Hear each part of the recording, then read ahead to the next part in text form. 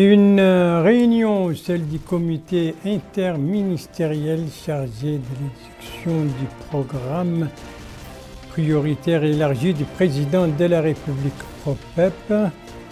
Cette réunion s'est déroulée aujourd'hui sous la présidence du Premier ministre. Un lancement, celui de l'ensemencement de la campagne nationale de l'ensemencement aérien. C'était aujourd'hui sous la supervision du ministre de la Défense nationale et de sa collègue de l'Environnement. Un festival, celui de la littérature et de la musique qui se déroule actuellement à Nouakchott. La cérémonie d'ouverture, c'était hier soir au Palais des Congrès, supervisée par les ministres de la Culture, de la Jeunesse, des Sports et des Relations avec le Parlement. Voilà donc pour les principaux titres du journal et c'est parti, mesdames, mademoiselles, messieurs, bonsoir et bienvenue à votre 22h de ce vendredi 4 août 2023. Et pour commencer justement, PROPEP. PROPEP, c'est le programme prioritaire élargi du président de la République. Qu'est-ce qui a été réalisé, ce qui reste à faire? Toutes ces questions étaient aujourd'hui au centre des discussions au niveau du comité interministériel est chargé justement de ce dossier, comité qui s'est réuni aujourd'hui sous la présidence du Premier ministre, M. Mohamed Bilal Messoud. Compte rendu, Cheikh Saadbou. Au cours de la réunion, le comité interministériel a suivi une présentation sur le niveau général de la mise en œuvre des activités programmées dans le cadre du PROPEP. Les progrès réalisés dans la mise en œuvre des composantes attribuées à chaque département et la recherche des solutions appropriées pour surmonter les obstacles qui freinent l'avancement de certaines composantes ministérielles. Après discussion et délibération, le Premier ministre a renouvelé ses instructions pour l'accélération du rythme de mise en œuvre du PROPEP de manière à permettre l'achèvement des composantes restantes dans les délais fixés avant la fin de l'année, en concrétisation des engagements de son Excellence le Président de la République, M. Mohamed Ould Cheikh Al Ghazouani, dont l'exécution a été confiée au gouvernement à travers des programmes et plans d'action. Enfin, le Premier ministre a enjoint les départements concernés à redoubler d'efforts pour respecter les échéances et les mécanismes arrêtés pour la mise en œuvre de ce programme national. Ce programme national, c'est donc le PROPEP, le programme prioritaire élargi du président de la République, et ce qui a été examiné aujourd'hui. Donc au niveau de cette réunion, au cours de cette réunion du comité interministériel chargé donc de l'exécution de ce dossier, c'était aujourd'hui donc sous la présidence du Premier ministre. Elle était plutôt hier soir. Elle, c'est la cérémonie de sortie d'une nouvelle promotion donc, du Collège national du commandement et d'état-major, cérémonie supervisée par les ministres de la Défense nationale, en compagnie de son homologue de l'enseignement supérieur et de la recherche scientifique et du chef d'état-major général des armées. C'est un compte-rendu de Médika Nakli. Une cérémonie haute en couleurs a marqué la remise des diplômes à la 16e promotion d'officier d'état-major au titre de l'année académique 2022-2023. Le ministre de la Défense nationale, accompagné du ministre de l'Enseignement supérieur et du chef d'état-major général des armées, a passé en revue des formations venues leur rendre les honneurs.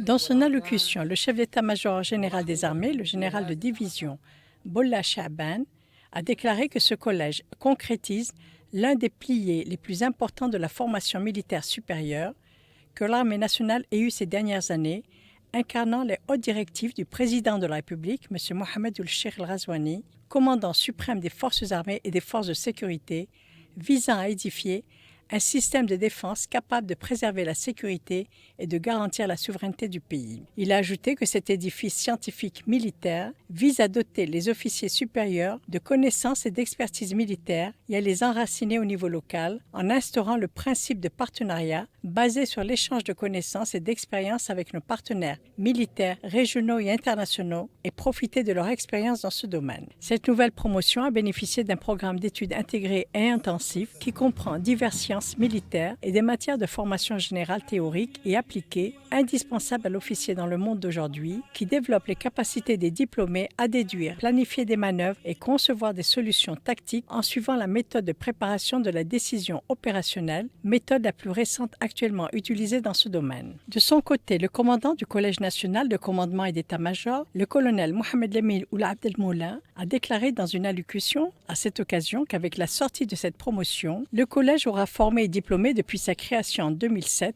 un total de 646 officiers d'état-major, dont 566 officiers mauritaniens et 80 officiers des pays frères et amis de la Mauritanie. Il a souligné que les demandes croissantes de ces pays pour obtenir des sièges au collège indiquent définitivement la confiance que ces pays accordent à notre pays et à notre armée nationale, s'engageant à travailler pour accroître cette confiance et mettre constamment à niveau ce collège pour le classer parmi les meilleurs dans le monde grâce à une formation de qualité pour les officiers de ces pays, tout comme leurs frères mauritaniens. Il a noté que cette année académique a été un succès à tout point de vue grâce à Dieu et au soutien moral et matériel que le collège a reçu de la part de l'état-major général des armées, qui s'est traduit par la qualité de l'enseignement et celle des infrastructures, en plus du renforcement du partenariat avec ses homologues dans le monde. La cérémonie de sortie de cette 16e promotion d'officiers d'état-major a été marquée par la remise de distinctions et d'attestations aux sortants, en plus du titre de major de la promotion décerné aux meilleurs d'entre eux. Les stagiaires ont témoigné de l'excellence de cette formation qui leur permettra de mieux assurer leur noble mission. Le commandant Moulay Ahmed Dahbi, Sidi Ali Jafar, a au nom de cette 16e promotion d'officiers d'état-major déclaré que cette année académique leur a offert une opportunité irremplaçable leur permettant d'acquérir des connaissances militaires et académiques qualitatives à tous les niveaux, qu'elles soient liées aux arts de la guerre moderne, tant tactique qu'à une formation opérationnelle ou académique, qui en ferait d'excellents officiers avec beaucoup de compétences et d'habiletés. La nouvelle promotion est composée de 66 officiers répartis entre 44 officiers mauritaniens issus de différents secteurs des forces armées, dont 12 médecins hommes et femmes et un officier accrédité du corps de l'administration issu du corps spécial d'état-major. La nouvelle promotion comprend également 22 officiers des pays frères et amis de la Mauritanie, à savoir le Royaume d'Arabie Saoudite, la République du Yémen, la République du Soudan, la République du Mali et la République du Sénégal. Au nom des officiers des pays frères et amis, M. Ali Saïd Ahmed Jabbar Kamel a exprimé ses remerciements au ministère de la Défense nationale et à l'état-major général des armées et à travers eux à la direction du Collège national de commandement et d'état-major pour les conditions remarquables qui ont marqué la période de leur formation, ce qui leur a permis d'acquérir toutes les connaissances nécessaires à un officier d'état-major appuyé par une formation académique qui aura un impact positif sur l'avenir de leur carrière. La cérémonie de remise des diplômes s'est déroulée en présence de plusieurs commandants de structures militaires et de sécurité, de l'inspecteur général des forces armées et des forces de sécurité, d'officiers supérieurs, d'ambassadeurs, d'attachés militaires et du wali de Nouakchott-Ouest, tout comme il a été procédé à la signature du livre d'or. Le point d'orgue a été la photo familiale pour immortaliser la cérémonie de sortie qui a eu lieu au Collège national de commandement et d'état-major à Nouakchott. C'était donc la 16e promotion d'officier d'état-major au titre donc de l'année académique 2022-2023, nombre donc de cette promotion 66 venant de 6 pays dont la Mauritanie, et cérémonie de sortie c'était hier soir donc sous la supervision du ministre de la Défense nationale. Autre cérémonie qui également avec participation du même ministre de la Défense nationale, mais cette fois dans le domaine de l'environnement, et c'était aujourd'hui, quelle est cette cérémonie, Abdullah Demeba? Le lancement de l'opération d'ensemencement aérien s'est déroulé sous la supervision du ministre de la Défense nationale, de la ministre de l'Environnement, du chef d'état-major général adjoint et du chef d'état-major général de l'armée de l'air et de la représentante résidente du programme des Nations Unies pour le développement PNUD. Cette opération se tient en marge de la Semaine nationale de l'arbre. Le lancement de cette opération d'ensemencement aérien s'est tenu à partir de l'aéroport militaire de Nouakchott.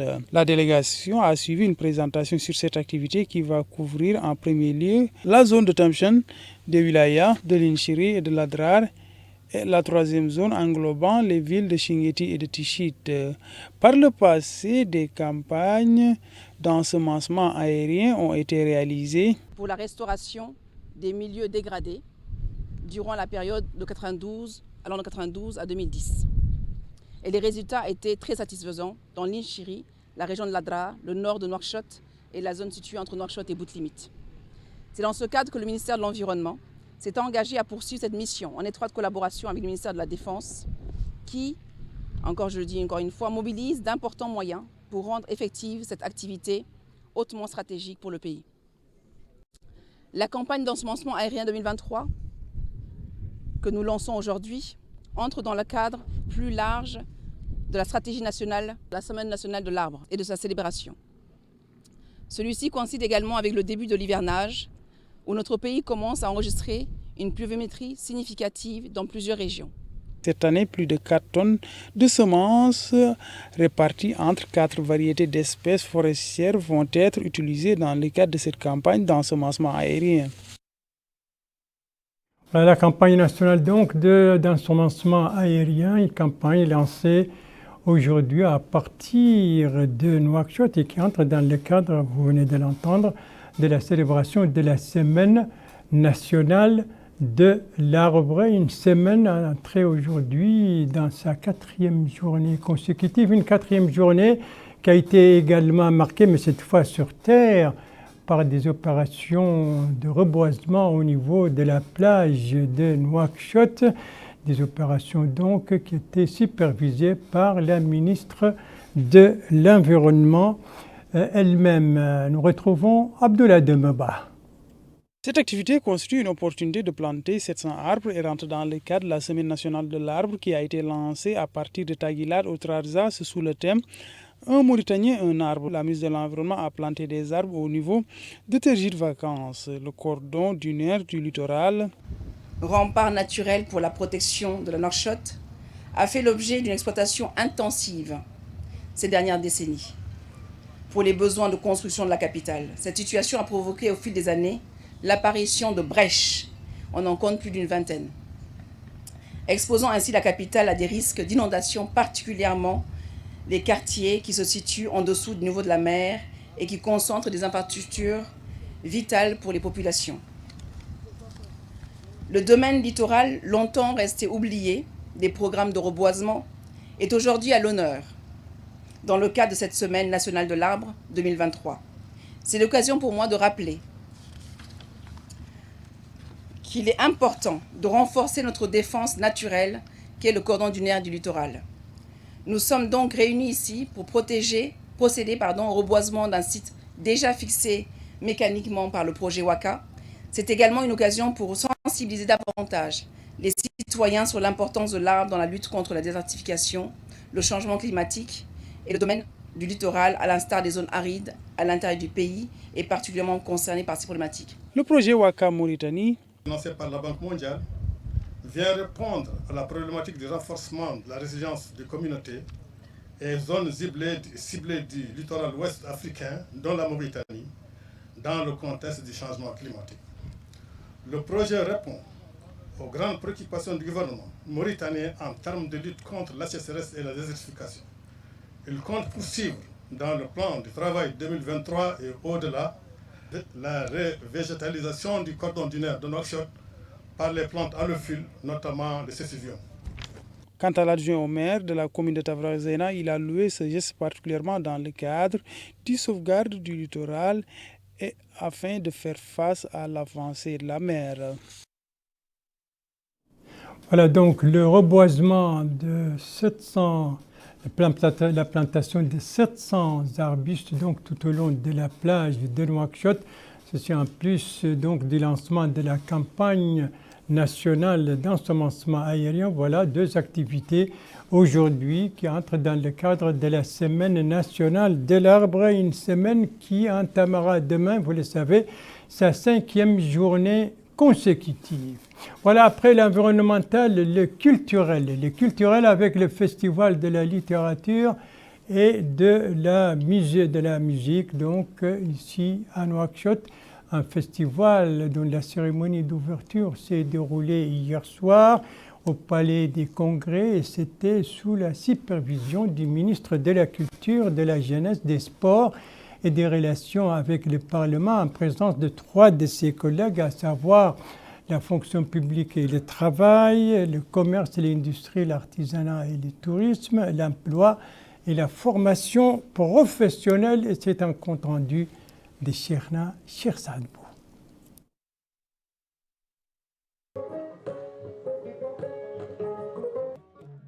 Sur ces notes musicales débute cette manifestation organisée par la Commission nationale de l'éducation, de la culture et des sciences dans le cadre de la célébration de Nouakchott, capitale de la culture dans le monde islamique. Comme pour dire, le culturel conserve, la culture cultive.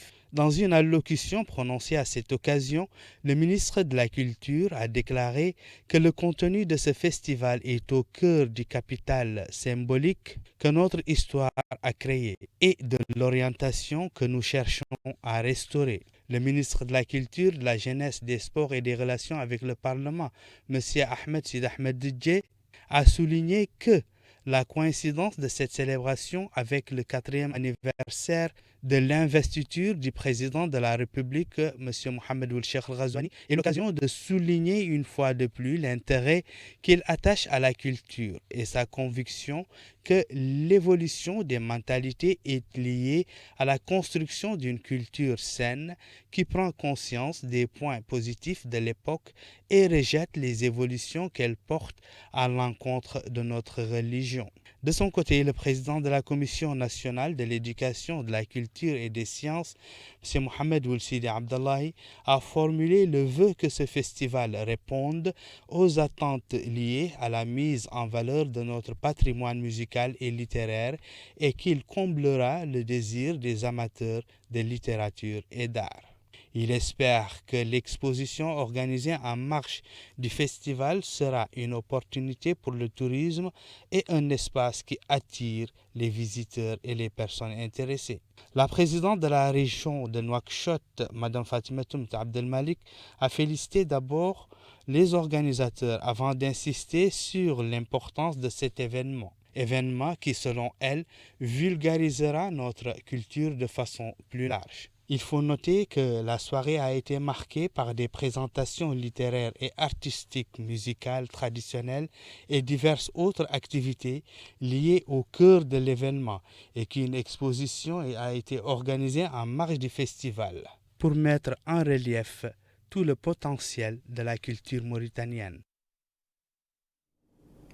Nouakchott donc qui vibre au rythme du festival de la littérature et de la musique. Nouakchott qui a vécu également ces derniers jours à l'ère du renforcement des relations avec la région d'Araba Saleh Kounetera, et ceci c'était à l'occasion de la visite du président de cette région marocaine dans notre capitale. Donc Nouakchott, visite qui s'est soldée par la signature d'un document d'entente, mais aussi qui a été marquée par plusieurs visites donc de nombreux sites d'intérêt ici à Nouakchott. Les différentes étapes de ces visites au niveau de Nouakchott avec Dalifal.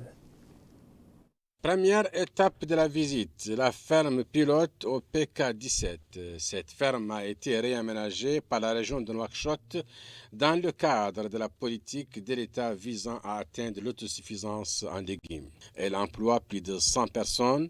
Des explications sur l'organisation et le fonctionnement de cette ferme ont été fournies à la délégation par l'équipe technique. Deuxième étape, le centre culturel de la région de Nouakchott. Cette visite a commencé par une réunion avec la présidente de la région et son staff. Troisième étape, l'université de Nouakchott. La réunion avec l'administration de l'université a été l'occasion pour examiner et discuter de la coopération entre l'université et la région de Rabat Saleh Kenitra. Échange d'expériences, innovation et recherche scientifique ont été à l'ordre du jour. L'APIM, l'Agence pour la promotion de l'investissement en Mauritanie, était la quatrième étape de cette visite. L'occasion pour la première responsable de l'agence de présenter à la délégation son institution et le rôle qu'elle joue dans la promotion de l'investissement dans notre pays. Le siège du patronat mauritanien a aussi été visité par la délégation. Une réunion a permis à la délégation de voir de près le rôle joué par le secteur privé dans la création d'emplois. Un protocole d'accord a été signé à la fin de cette visite entre les deux régions. Une conférence de presse a été animée par les présidents des deux régions. Renforcement donc des relations entre la région de Nouakchott et la région Rabat-Salé-Kenitra à l'occasion de la visite du président de cette région marocaine ici dans notre capitale. Merci de suivre les JTF de Mauritanie. La suite du journal avec des étapes au Hod Sharqi, au Tagan, au Gorgol, en Adrar et au Tiris Zemmour. Première étape, le Hod Sharqi, notamment sa capitale régionale Nema qui a vécu aujourd'hui à l'ère de la distribution de produits et d'aides offerts par le CSA, cérémonie de distribution supervisée par le Wali. Compte rendu de notre correspondant permanent là-bas, Elvarez Chebani, compte rendu revient en français par Cheikh Sadbou. Dans le cadre de son programme Vivre contre travail et pour aider les populations du Hod Sharqi, le commissariat à la sécurité alimentaire et par l'intermédiaire de sa délégation régionale à Nema a procédé à la distribution d'importantes quantités de matériels agricoles et alimentaires. Par ce geste, le CSA vise à contribuer à l'amélioration de la sécurité alimentaire et des conditions de vie des populations cibles à travers un développement inclusif et durable dans les filières agricoles surtout. Ce sont plus de 51 coopératives qui bénéficient de cette aide. Le Wali du Hod Sharqi a loué les efforts du commissariat à la sécurité alimentaire visant à réduire la pauvreté et à aider les citoyens à protéger leur culture en leur offrant des grillages par exemple, ainsi que du matériel d'irrigation. Le Wali a dit que 27 barrages seront réhabilités, ce qui aura sans doute un impact positif sur les dizaines de projets de culture des légumes. Les bénéficiaires ont tour à tour remercié les pouvoirs publics, particulièrement le CSA, qui, à travers ce soutien aux agriculteurs, va développer durablement le secteur agricole dans cette zone du pays. Il contribue également à l'amélioration de la sécurité alimentaire et des conditions de vie des populations, sans toutefois oublier l'amélioration de la productivité et la valorisation des produits agricoles. Voilà donc du matériel agricole et de production, soutien aide alimentaire, soutien du CSA, donc à 51 coopératives agricoles dans le cadre du programme Vivre contre le travail. Nous quittons l'est du pays pour le nord, précisément pour l'Adrar, pour accompagner le Wali de l'Adrar et le directeur d'ISCAN, Société Scan, dans le regroupement, visite dans le regroupement de tout le monde. Compte rendu sur cette visite, sur son objectif, avec notre correspondant permanent, Abdallah Souvi, compte rendu revient en français par Abdullah Demeba.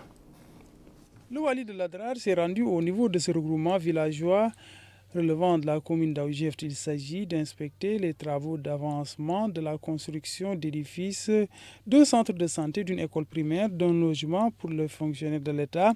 La délégation comprend entre autres le directeur général de la société ISCAN. Ils se sont réunis avec les habitants au cours de ces rencontres, s'exprimant au nom des résidents. Ce dernier a mis en avant les doléances des habitants, à savoir l'accès à l'eau potable qui, souligne-t-il, constitue une priorité pour les habitants au vu des difficultés qu'ils rencontrent pour se procurer ce liquide précieux. Il a aussi plaidé pour la construction de marchés et la mise en place de projets agricoles.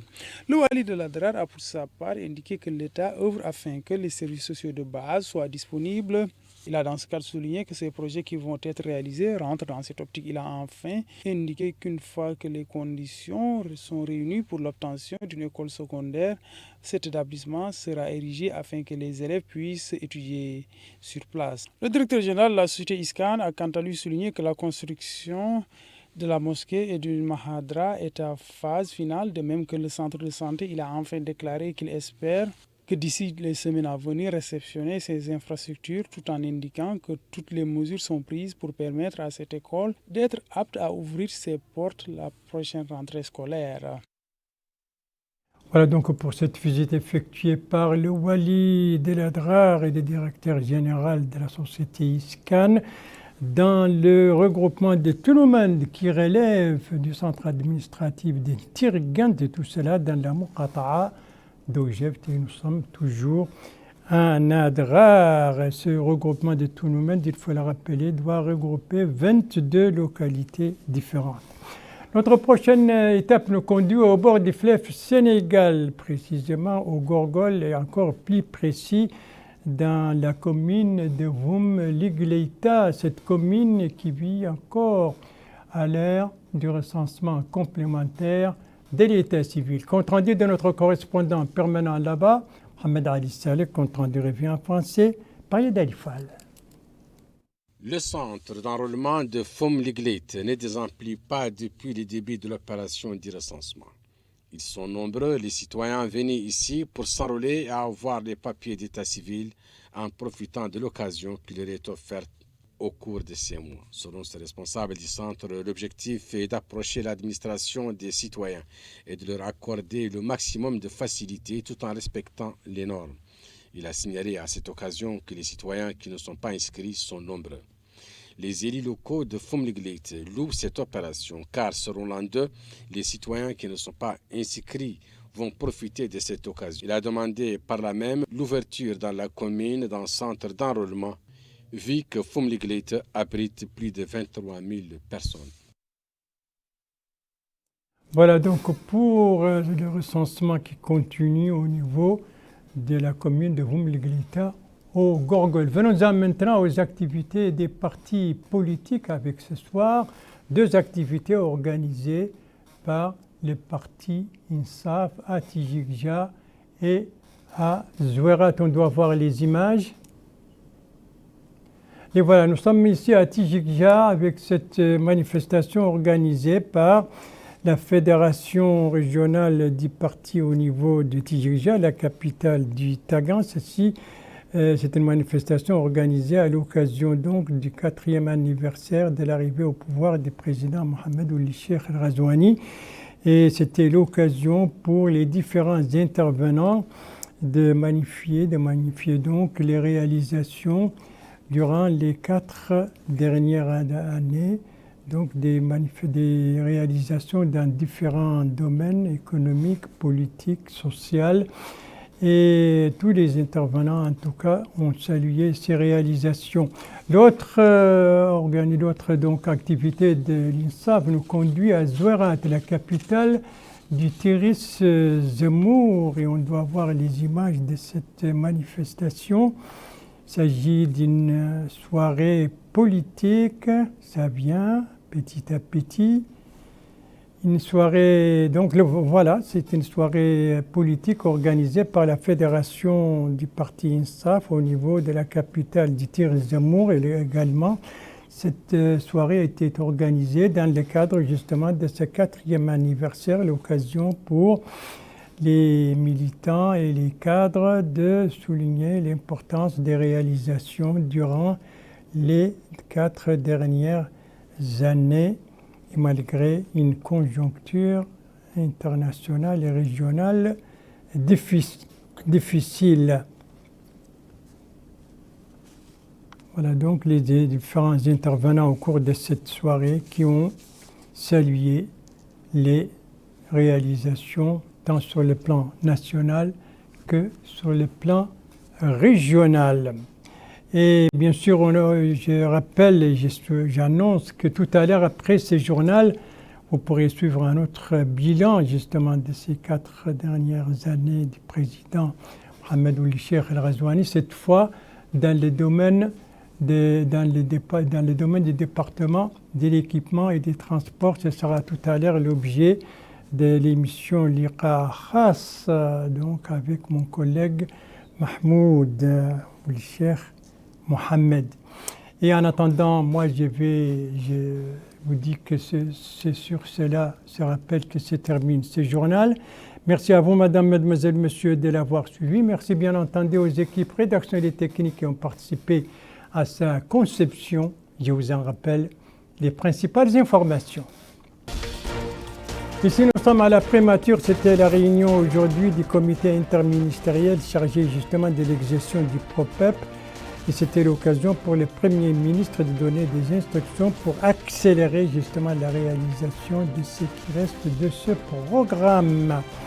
Ici, nous sommes à l'aéroport international à l'occasion du lancement de la campagne nationale d'ensemencement aérien, lancement donc supervisé par le ministre de la Défense nationale et sa collègue de l'environnement. Et ici, nous sommes au Palais des Congrès, ici à Nouakchott. C'était l'ouverture hier du festival de la littérature et de la musique, ouverture supervisée par le ministre de la Culture, de la Jeunesse, des Sports et des Relations avec le Parlement. Et je vous rappelle que tout à l'heure, après ce journal, aux environs de 22h35-32, ce liqa khas consacré au bilan des 4 dernières années du président de la République donc, et ce sera un bilan des réalisations au niveau du département de l'équipement et des transports, et vous serez en compagnie de mon confrère Mahmoud plutôt,